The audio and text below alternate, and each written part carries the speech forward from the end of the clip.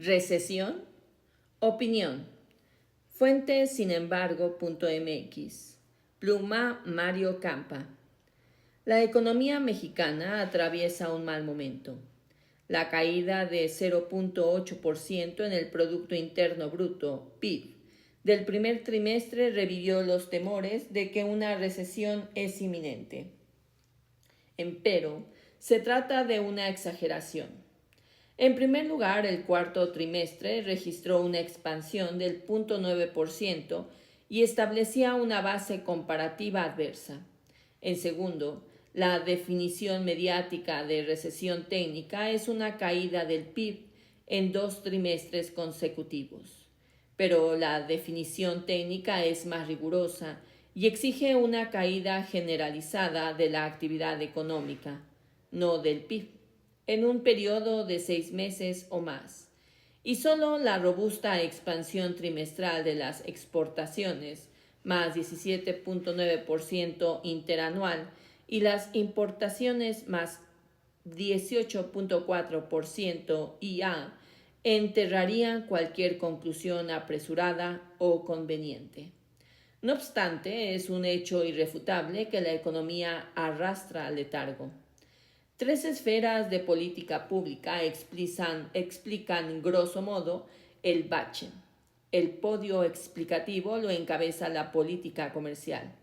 Sí, es cierto que las exportaciones mexicanas crecen y que incluso ganan participación de mercado en las compras estadounidenses. Pero ese crecimiento dice poco o nada de los costos crecientes que enfrentan los productores y sus proveedores, quienes padecen erosión de márgenes, para contrarrestar la caída de utilidades.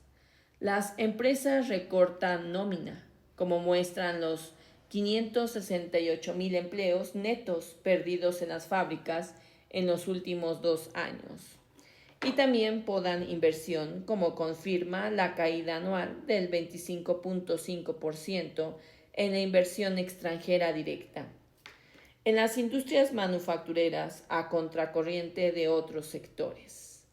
En esencia, la incertidumbre provocada en Washington incita a una costosa compra de tiempo.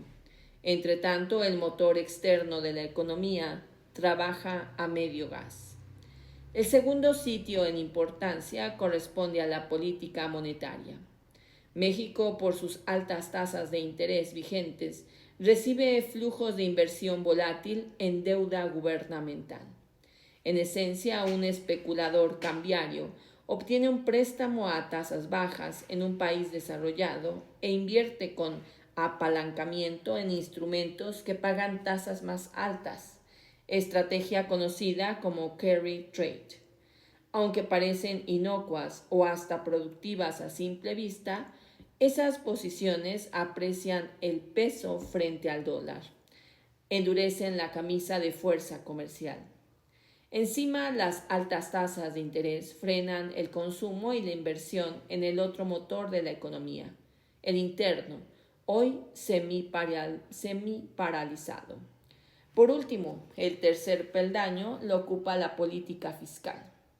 Cuando la economía se enfría, lo normal es que el gobierno recurra al endeudamiento para reactivar la actividad y el empleo. En el mejor caso, si la inversión alimenta proyectos productivos rentables, la deuda es sostenible y hasta deseable. En paralelo, una mejor recaudación de impuestos refuerza la sostenibilidad. Caso contrario, la capacidad de repago se disocia de las obligaciones y las calificadoras de deuda toman nota. En México, el superávit primario, registrado en los últimos años, conlleva un ahorro público cuando lo necesitado es gasto. En otras palabras, la austeridad del gobierno impone austeridad al sector privado. Ciertamente, el crecimiento o la falta de es inconvincente, aunque comprensible, dada la coyuntura. Canadá es un par comparable, ilustrativo. En 2025, la exportación de bienes canadienses a Estados Unidos cayó 5.8%.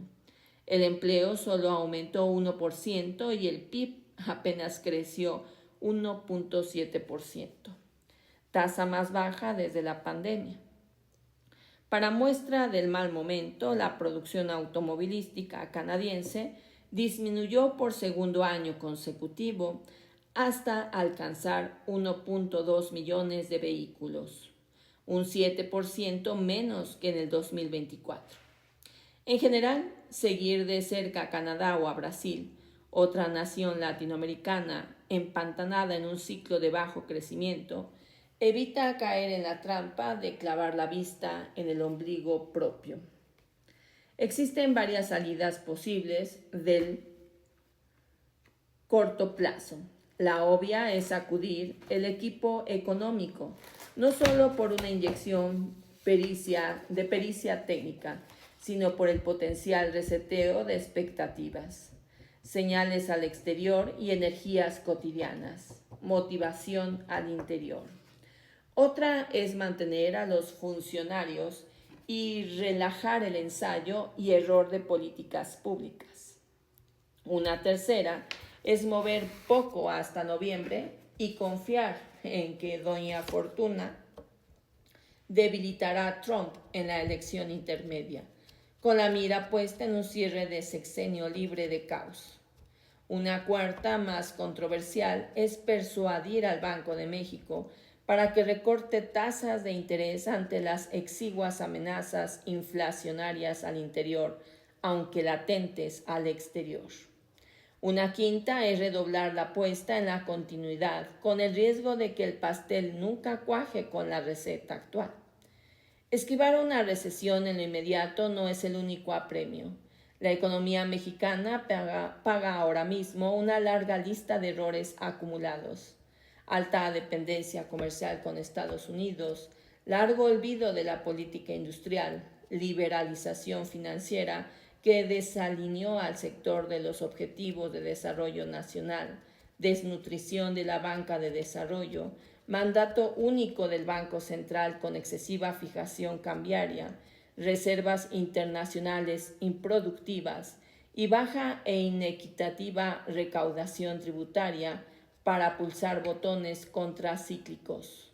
Echar enteramente la culpa a China, a Trump, a la informalidad o a la reforma del Poder Judicial distrae y engaña. Ni la economía creció lo suficiente antes con el recetario neoliberal en mano, ni lo hace hoy. Si bien el entramado actual sí que mejoró la distribución de la renta nacional y mitiga la nocividad de las trampas de pobreza.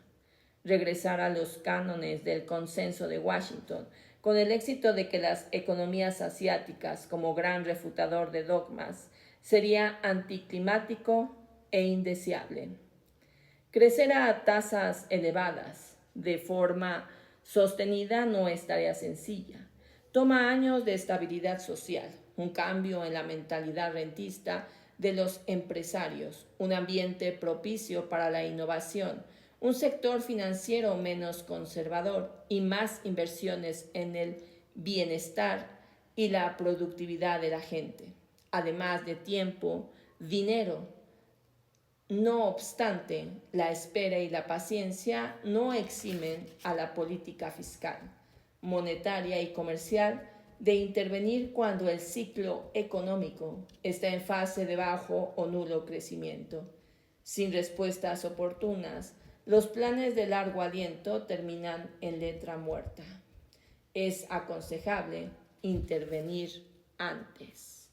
Fin de la opinión.